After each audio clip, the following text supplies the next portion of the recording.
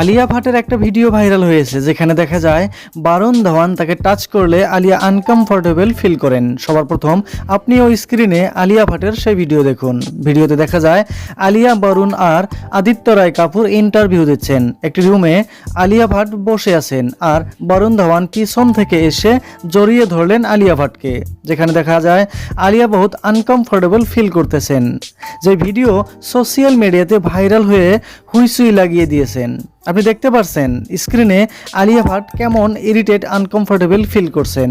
Viral সেই ভিডিওতে বিভিন্ন লোকে বিভিন্ন কমেন্ট করতেছেন যেন আলিয়া আর বরুণ ধাওয়ান মহাভারতী শুরু করে দিয়েছেন।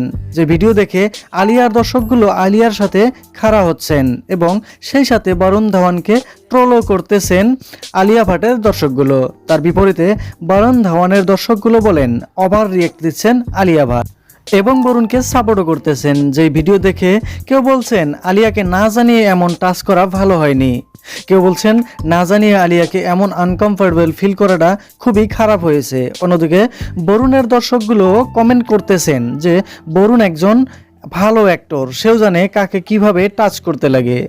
বরুণের মনে কোনো খারাপ মনোভাব ছিল না। বাই দ্য ওয়ে দোস্ত, আলিয়ার এমন ওভার রিয়েক্ট আর বরুণ ধাওয়ানের টাচ করার বিষয়টি নিয়ে আপনার কি মন্তব্য জানাতে পারেন নিশ্চয় ভিডিওতে কমেন্ট করে।